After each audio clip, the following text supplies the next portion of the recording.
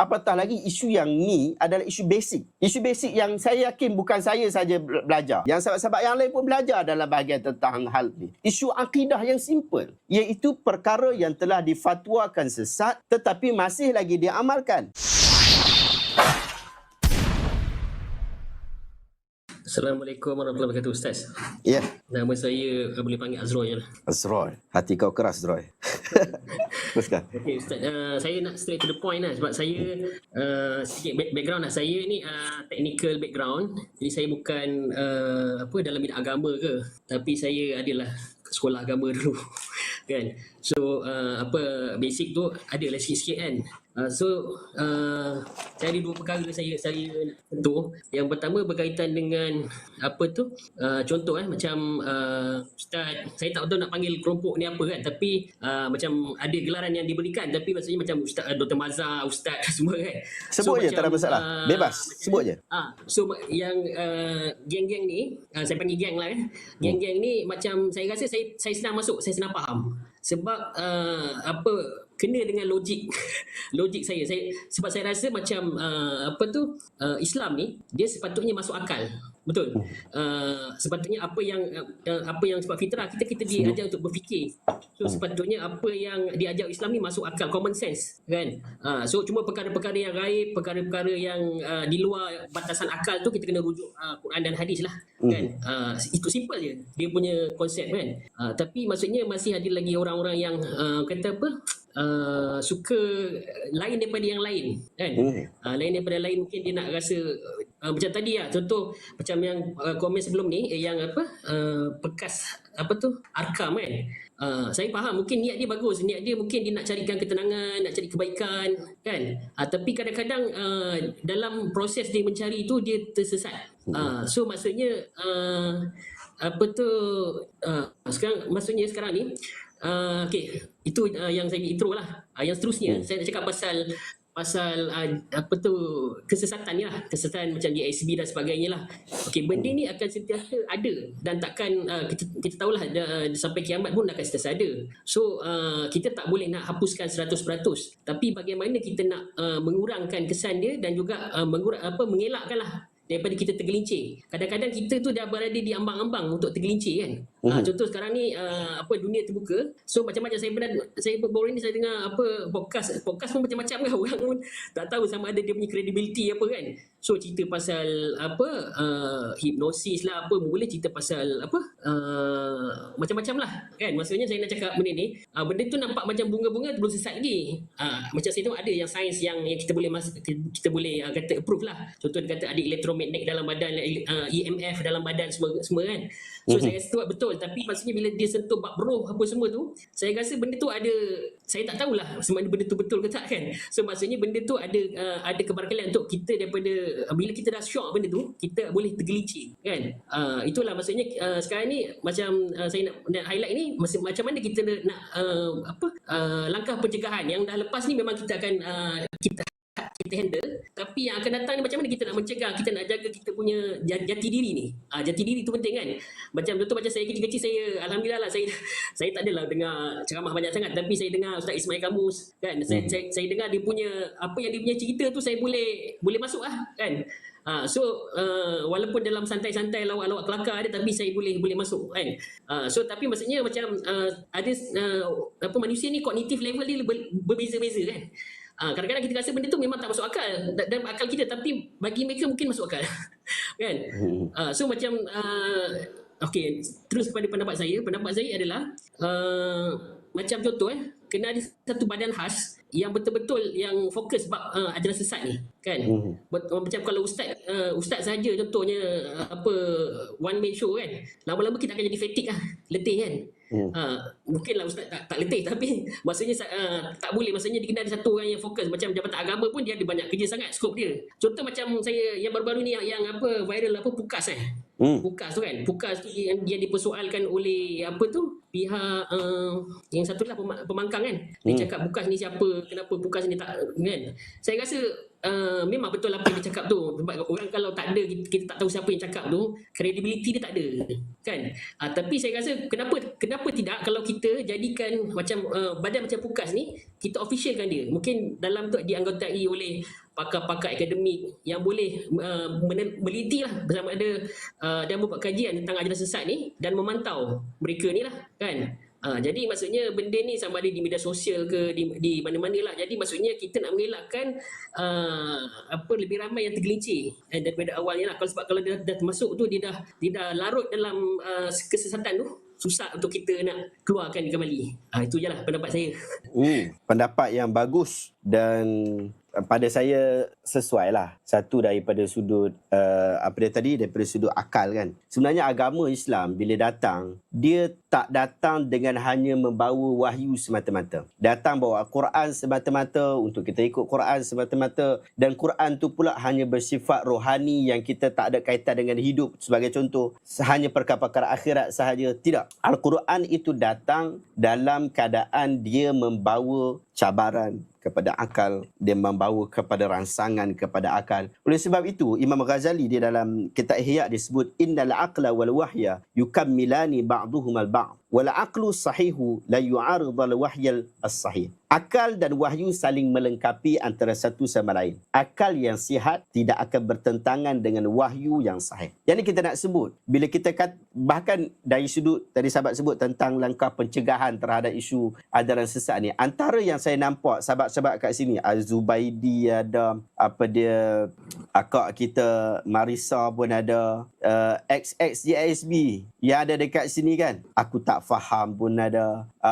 Ni yang ni semua ni adalah geng-geng XJSB. Yang mana macam mana mereka boleh keluar daripada JISB disebabkan mereka menggunakan akal yang Allah Ta'ala berikan kepada mereka. Sekiranya mereka tidak berjaya memfungsikan akal, dan akal pula mereka itu dijajah oleh pemikiran yang salah oleh JISB yang disebut sebagai indoktrinisasi, yang ni akan menyebabkan mereka sukar untuk keluar daripada penjajahan dan keluar daripada kesesatan. Sekiranya mereka cerdik, macam mana Sri Kandi kata, kalau mereka itu cerdik dan mereka itu dapat faham apa yang benar, apa yang tak benar secara simple, memuliakan akal yang Allah Ta'ala berikan ini, insya-Allah dia akan pergi ke jalan kebenaran. Kerana macam disebutkan Imam Ghazali tadi, akal yang sehat tidak akan bertentangan dengan wahyu yang sahih. Saya juga setuju dengan cadangan daripada Bro Azroy berkaitan dengan kita kena ada satu badan khas tentang ajaran sesat. Dulu sebenarnya ada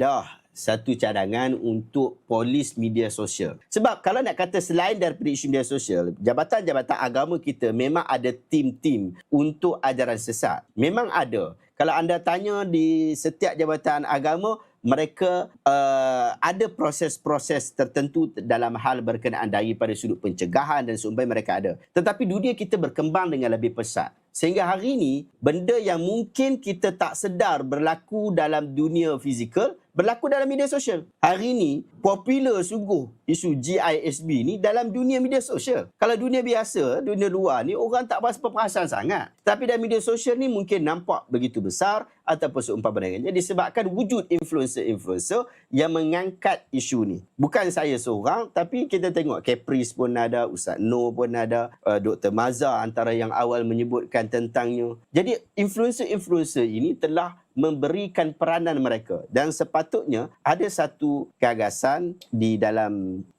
pertubuhan, di dalam media sosial yang memfokuskan tentang hal berkenaan. Saya secara peribadi berkongsi dengan anda, pada peringkat awal saya adalah orang yang tidak begitu suka untuk masuk di dalam bahagian isu akidah. Sebab satu, pengkhususan pengajian saya bukanlah di dalam bahagian akidah. Pengkhususan pengajian saya kepada dua cabang. Yang pertama adalah bahagian fiqah, yang kedua di dalam bahagian hadis. Dalam fiqah ni dalam bahagian hukum hakam. Ustaz boleh makan ke tak, tak makan ke tak, boleh buat ataupun tidak. Lebih kurang macam itulah. 5 hukum taklifi tadilah. Wajib, sunat, harus, wajib, sunat, haram, makruh, harus. Yang ni, yang 5 ni. Ini hukum taklifi yang 5 ni. dan juga isu-isu berkaitan tentang fatwa. Itu bahagian yang saya belajar dan menguasai dalam bahagian tu. Kemudian saya sambung dalam pengajian hadis. Jadi bahagian saya bahagian hadis. Dan sekarang pun kita ada website Hadis Expert. Sebab boleh pergi ke Hadis Expert. Hadis Expert, saya buat AI yang akan membantu anda untuk semak hadis.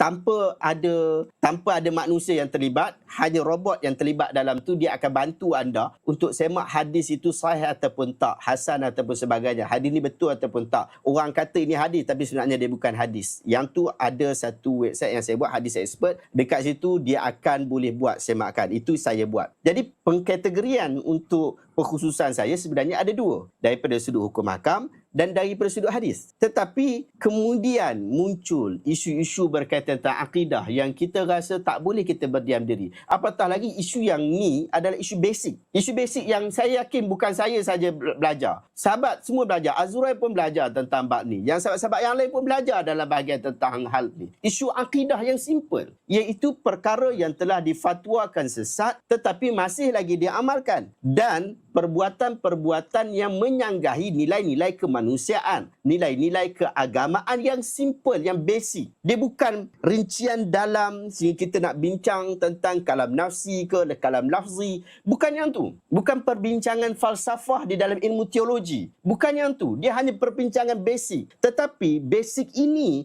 yang tidak dikuasai oleh sebahagian orang yang telah meranapkan sebahagian kelompok kita. Kita tak boleh berdiam diri. Kita kena lakukan sesuatu. Oleh sebab itu, saya setuju juga kalau kita ada satu pusat kajian yang establish, macam sahabat sebutlah. Maksudnya kita tak nak lah benda tu tak diketahui siapa kan. Mestilah ada orang yang mengawalnya. Saya yakin pihak JAKIM, Jabatan Kemajuan Islam Malaysia, dia ada kemampuan ini. Kemampuan untuk mewujudkan. Tetapi jangan awak wujudkan yang tu, lepas tu awak pula jumut dan malah bekerja. Malah bekerja ni dah berlaku dah sebelum ni. Dah berlaku dekat Jabatan-Jabatan Agama sebelum sampai kes JISB ni boleh bertebaran. Jangan jadi malah bekerja. Tetapi mestilah mereka ini adalah satu kumpulan yang mempunyai tekad untuk memperbaiki perkara-perkara yang sesat dan menjauhkan dan mencegah orang-orang daripada masuk dalam kesesatan, dan mereka mesti mengikuti jalan Ahlus Sunnah wal Jamaah yang terbuka. Dalam istilah saya adalah dalam istilah liberal.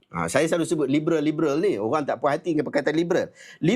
Liberal ni adalah satu perkataan di dalam kamus Dewan yang suci. Dia bermaksud bebas. Kita mesti membebaskan diri kita daripada kekangan-kekangan pemikiran sehingga kita boleh bebas berfikir dan bebas untuk menyampaikan pandangan kita. Tetapi dalam kebebasan itu, syarak mengajar kita dan menuntun kita. Dia bukan kebebasan yang tiada had. Yang tu yang puak-puak ni dia guna perkataan liberalisme, dia sampai nak menyanggah hukum hakam agama. Itu merepek. Itu bukan takat mereka ini tidak bebas, mereka ini telah berlaku zalim. Dalam liberalisme, di dalam liberal, iaitu kita bebas, kita tak boleh berlaku zalim. Kita bebas dan kita berikan kebebasan kepada orang lain untuk tidak berlaku zalim. Tapi liberalisme itu dia berlaku zalim. Dia bebas pada diri dia tapi dia buat zalim pada agama. Yang tu kita tolak. Nampak tak? Jadi macam tu sahabat-sahabat. Saya setuju dengan apa yang sahabat sebut berkaitan tentang isu. Tambah tak boleh? Silakan. Tadi sebab ada orang kata saya dah tidur, saya dengar. Sebenarnya saya tak tidur. Okey. Dekat sekolah dulu saya belajar perkataan wasatiyah kan. Wasatiyah ni yang saya faham kesederhanaan lebih kurang lah kan. Maksudnya kita kena macam tadi kan. Bila kita cakap kita sangka baik, kadang-kadang kita terlalu bersangka baik. Bila kita kata kita ni skeptikal, terlalu skeptikal kan. Contoh macam JSB dulu, saya dah tahu dah sejarah dia pasal JSB ni, tapi sebab dia dah bertaubat semua kan, lepas tu keluarga pula ajak dia makan kat sini kan. So kita pun nak kata takkanlah kan kita nak sangka buruk kat dia kan. Kita pun Muslim kan. So kita pergilah juga, tapi akhirnya sama juga kan. Macam tu juga macam itulah, maksudnya benda tu kena balance lah. Apa-apa pun sekarang ni banyak kita tengok ekstrim ke sana, ekstrim ke sini kan. Benda tu. Yang kedua tu berkaitan dengan apa tu? Tadi yang jawatan kuasa tu kan. Sebelum ni tak dikenali lah, tapi kena ada strategi lah supaya jawatan kuasa ni dia tak mudah goyang dengan gertakan lah. Sebab kita tahu macam mana dia nak sembunyikan ini tidak, ataupun ada pihak yang support dia kan.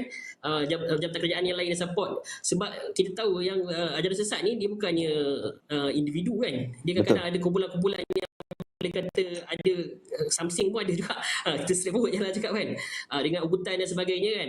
So kita kena robust lah dia punya jawatan kuasa tu. Tu je lah. Cantik. Mantap. Terima kasih banyak akhi. Moga Allah Taala mudahkan urusan insya-Allah. Okey baik, terima kasih banyak. Assalamualaikum. A'udzu billahi minasyaitonir rajim. Walaqad yassarnal Qur'ana lidzikr. Fahal min muddakir?